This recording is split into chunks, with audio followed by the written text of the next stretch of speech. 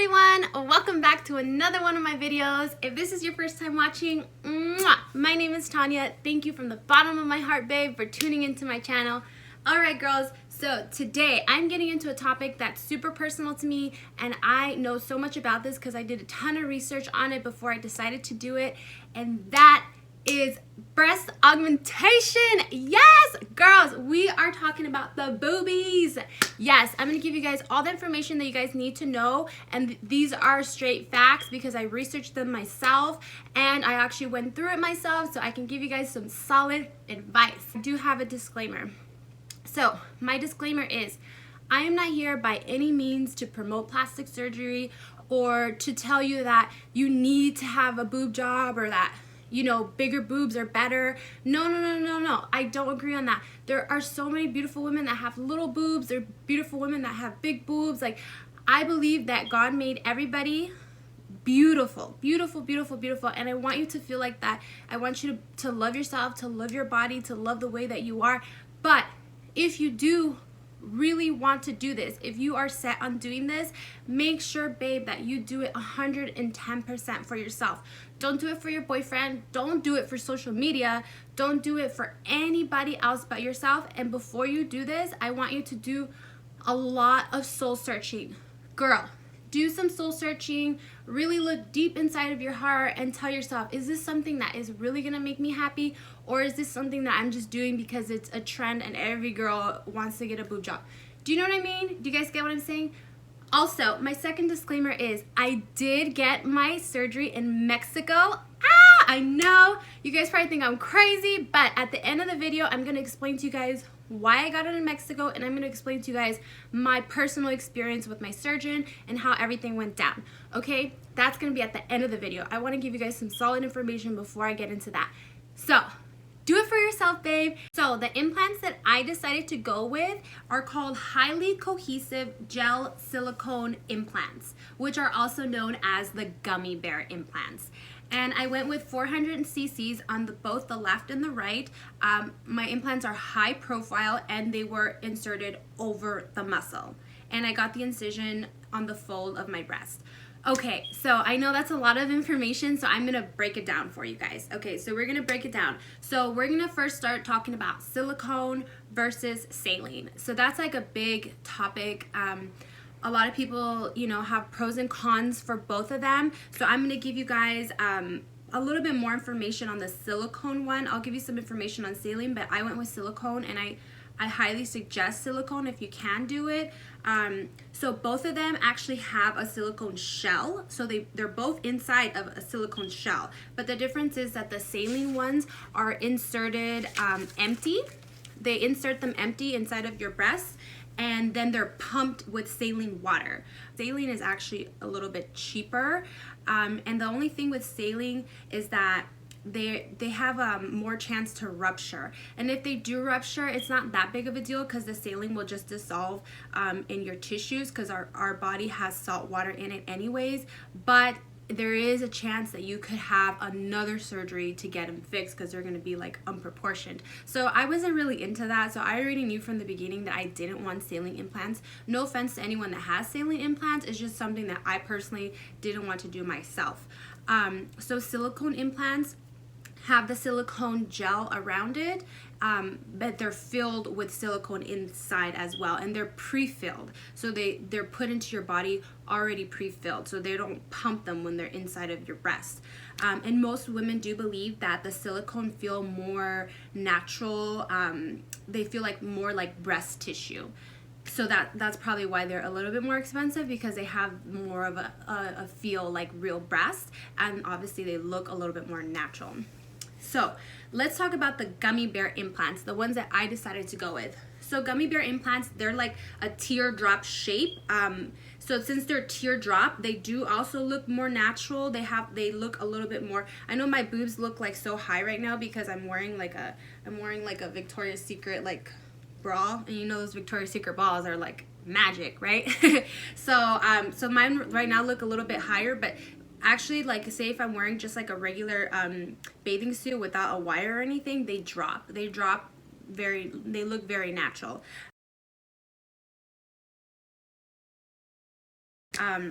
and they're known to retain their shape better than other implants.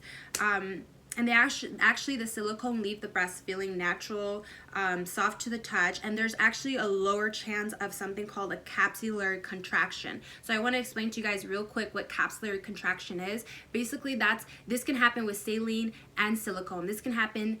It doesn't matter what procedure you get done, how you get them placed. This can happen to anyone, but there's a lower chance of it to happen with silicone. So basically, the capsular contraction is when you have basically you're getting a foreign object put into your body. So the tissue around the implant is kind of like attacking the implant. They're you know, the tissues, all the cells in the body are saying, oh my god, this is not part of the body, this is something foreign. So what they do is it creates like a hard thickening capsule around the implant, and then it just makes your boobs look super hard. Like if you Google pictures, you'll see some really bad pictures of boobs. They look like hard as a rock. They get hard and they start to feel pain. It's painful. It's very painful, and that is something that you have to go back into surgery for. So that is one of the most common complications with breast implants. So capsular contraction, make sure that you Google that before you get any type of breast augmentation done, so that way you're well aware of your risks, because any surgery has risks. So it is your job to know what the risks are. Okay, don't listen to everybody else. You have to do your research, girl. So anyways, the gummy bear ones, how I like to think about it is kind of like, just think of a gummy bear. So if you cut a gummy bear in half, it's gonna be like squishy. Nothing's gonna leak. So that's why the gummy bear ones are just safer, and in my opinion they're better, just because if there is a rupture, nothing's gonna leak, nothing's gonna move. There could be a rupture and you know, everything will look the same, everything will look normal. Okay, because the gel is thicker, the silicone is thicker on the inside, and it's squishier, and it's less likely to leak. So there is cons of the gummy bear ones. I do want to tell you guys the cons, just so you guys can be aware of what could possibly happen. So if there is a leak in the gummy bear implants, it's going to be harder to detect, because like I said, you're not going to notice it. So there could be a rupture and you probably wouldn't even know. And the other con is that they're more expensive, like I mentioned earlier. Healthline quotes that gummy bear implants can run anywhere from $6,000 to $12,000 in the U.S. Okay, and it might be harder to perform a mammogram in the future, just because of since it's a thick silicone, it would be harder to see. So it's not that you can't get a mammogram, you obviously can. It'll just be a little bit harder for them to get different angles of your breast tissue. So there's all the information on gummy bear implants. Like I said, those are the ones that I chose to go with just because I did my research, and to me, they seemed like the safest way to go. It was the look that I was going for, and it was kind of just like, you know, the ones I really wanted to go for. So there you go. All right. Next, we're gonna go with the size. How do you choose the size? How do you know what size you should get? So my personal advice to you is to work with your surgeon on the size. Don't choose a size that your friends choose. Like, don't say like, oh, my friend got 450 cc's, so I want 450 cc's. No, don't do that, because every body is different, and what fits good on this person might not fit good on that person. It's like choosing clothes. Like, everyone fits clothes differently. So, and it needs to be proportioned to your body. Have you seen some girls that have, like, I don't need to talk crap, but there's girls that I've seen that have like really huge boobs, and it's like way out of proportion to their body. Like, they have tiny bodies and like huge tatas, and they look like they're gonna tip over or something. Like, no. If you have a petite body, go with something that's gonna go with your petite body. If you have a wider body, go with something that goes with your wide body. Like, that's just how it is. You can't like work your way around that. You have to work with your body, and you have to work with your surgeon. Listen to your surgeon, because if you have a good surgeon, then they know what's best, because they've been doing it for a long time. Okay, we're moving on to profiles. Now, profiles is something that is kind of a little hard to understand, but I'm going to try to explain it to you guys the best that I can. So there's tons of different types of profiles. There's low, moderate plus, high, and high ultra profile. So what the profile is, it's basically how much an implant projects forward from the chest wall when standing, if that makes any sense. So it's basically how the implant is placed and how it kind of like fits against your chest wall. So the one that I went with is a high profile. I went with high profile, and that's just because my surgeon decided that that was the best for me with the look that I was going for. But I'm gonna give you guys some examples. So there's the low profile would fit better on a wider chest. There's moderate profile that they say that's the most natural looking, and then the high profile, they say that that's the fullest, the most roundest. And I do think that's true because I do feel like my boobs are like a lot round. They're more round, and they look full, and that's kind of like the look that I was going for. I did want like fluffy breasts. They look like pillows, you know, so I did want that look. So to achieve that look, I decided with the high profile. But like I said, discuss this with your doctor. This is something completely like up to you and your doctor, and then that's when you'll make the decision. Don't listen to anybody else like telling you like, oh, you should do this, you should do that. Make sure you talk with your doctor first. Okay, now let's get into the debate. Over the muscle versus under the muscle. This is a huge topic that I did a ton of research on because I really wanted to make sure that I chose the right thing, because there's pros and cons for both. So over the muscle is actually called subglandular placement. I just want you guys to know that you can breastfeed after getting a breast augmentation. A lot of people think that you can't, but you can. All right. So the pros of getting it over the muscle, which is a subglandular, is that the procedure is a lot easier.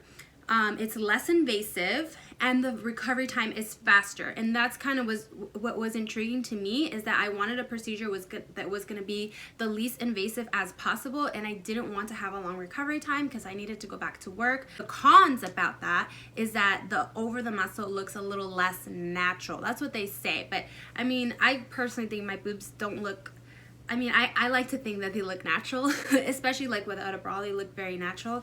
But they do say that it could look a little less natural, but I don't know if I agree with that. And the over the muscle can also cause a little more stretch marks because you don't have that much tissue covering it. So the implants will definitely stretch out your skin, but it's nothing crazy. I didn't really get that much stretch marks. And then let's talk about under the muscle. Under the muscle is called submuscular placement. So under the muscle, I'm going to try to explain it to you guys as fast as I can. So, okay, let me see. Let me try to go this way. So say your muscle is right here, right? Your pectoral muscle is right here. They actually they split a piece of that muscle and they stuff the implant in it. So the implant is right here, and then your muscle is right here and right here. So the implant is in between your pectoral muscle. I'm sorry if I was trying to do visual for you guys, but I don't know if that worked or not. But you guys get the picture. So the implant is inside the pectoral muscle, and the pros of doing that is supposedly it's a more natural look because the implants don't look as big. There's no visible rippling. Rippling is like when you get like little bumps, because sometimes I do feel little bumps on my boobs. So if you do it under the muscle, you won't feel that. Because the muscle is supporting the implant, you won't really feel the implant as much. You'll just be feeling your muscle. And there's less risk of capsular contraction, is what we talked about earlier. And the reason why there's less risk of that is because, like I was saying, the muscle is protecting the implant, so the cell tissues aren't going to be attacking it as much. It still can happen, but it's a lesser chance of that happening.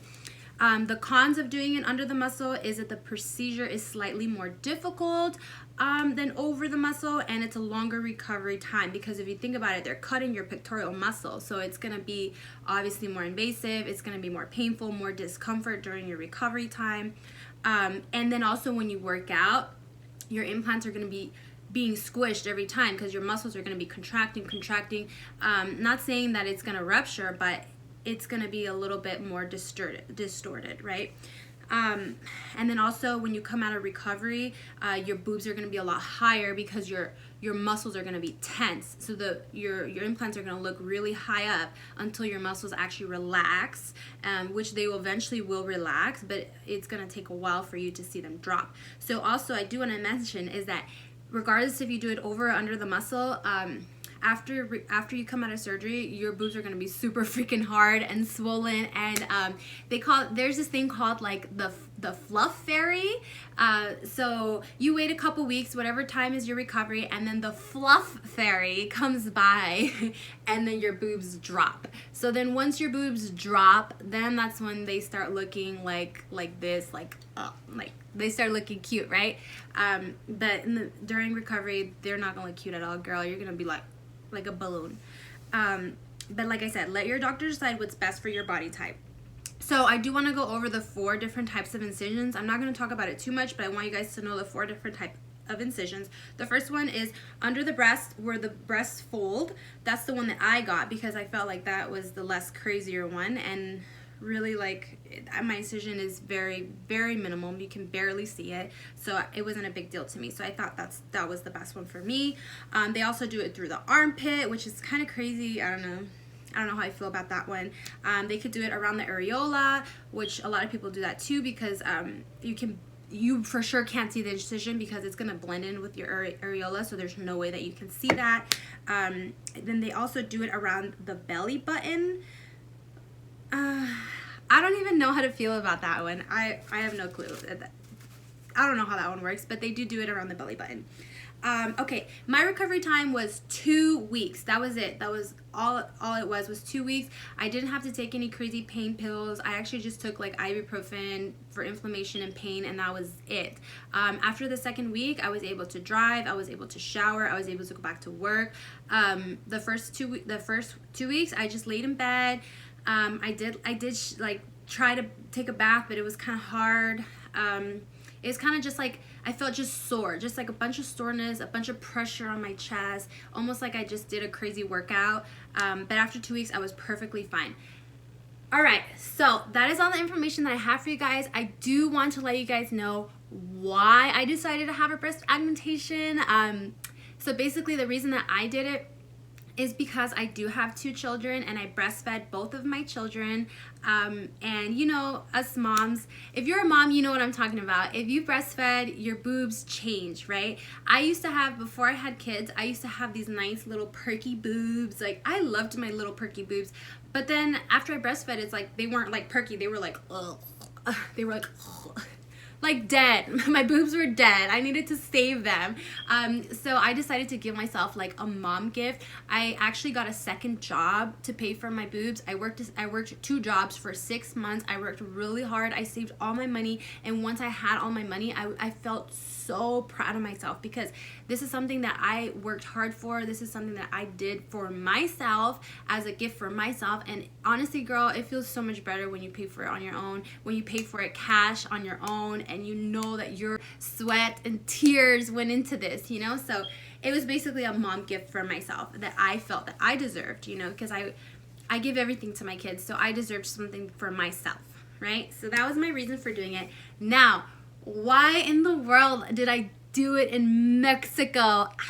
People are probably like, did you get robbed? Did you get raped? Did something go wrong? Did you have a botched surgery? No, I didn't have a botched surgery. I didn't get robbed. Everything was fine. Everything went smooth. I actually had a really good experience. Everyone there was super nice. My surgeon was amazing, like amazing. The reason why I decided to do it there, not because it's cheaper, because it is, I do want to say it is way cheaper. I want to say half the price cheaper, but that wasn't the main reason why I did it. It was mostly because I had a friend that went to the surgeon, and I really liked her results. I really liked how her boobs looked, and she told me really good things about it, and I just trusted her. I could have like did a bunch of reviews, and I could have found a doctor here in the US, but reading reviews from strangers is not the same to me as getting a review from like my friend that I know is not gonna lie to me. So I just decided to go that route. And then I also liked it because since I didn't get a one-on-one consultation with him, I had his personal email, so I would email him like almost every day for like months. Not every day, but you know what I mean. I emailed him a lot up to the date of my surgery because I was so nervous, and he would always get back to me. Like, I would send him pictures of what I wanted, or I would ask him any question that I had, like all these things that I went over. I got a lot of information from him, a lot of information from the internet, a lot of information from other people's experiences, but he helped me like explain things. Like if I read something online and I didn't understand it, he would explain it to me. So I had a really good connection and trust with this doctor. So driving out to Mexico wasn't scary for me because I wasn't gonna go see a stranger doctor that I didn't know. It was someone that I was communicating with, and also someone that did my friend's surgery. So I was like, okay, and it was a lot cheaper. So to me, it just worked out, and that was my decision. But like I said, I don't advise people to go to a different country. You can definitely get it done here. I do want to say that there is bad doctors in Mexico, just like there's bad doctors in the US. You just have to find the right doctor. And this doctor that I went with, I actually studied in San Diego, California. That's where he got his doctorate degree. He's actually an American legit doctor. He speaks English, right? He speaks to me in English. He just happens to practice on the border of Tijuana, which probably because he makes more money that way, because all the money, it's his private practice, you know. So anyways, so there you go, girls. I gave you guys all the information that you guys need. I gave you guys a little bit of my experience. I do want to say, please, please, please, if you decide to do this, make sure that you are like 110% set on it. Make sure you do all of your research, and make sure you choose a doctor that you trust, that you for sure trust, and that please don't do anything that you are not like sure about. Don't rush into anything. Take your time. If it takes you 6 months, if it takes you a year, whatever it is, don't rush into anything, girl. Take your time. Save your coins. Save your coins. Do your research. Get informed. And girl, just love yourself. Just love yourself. That's step one, is just love yourself. Don't do this until you love yourself 100% and you are just doing it to upgrade. You have to love yourself first, okay? Got it? Got it, girl? Love yourself. And then go get your boobs done. Just kidding. Just kidding. I love you guys from the bottom of my heart. Thank you guys for tuning in. Thanks for watching my video. I love you so much. God bless you. Bye.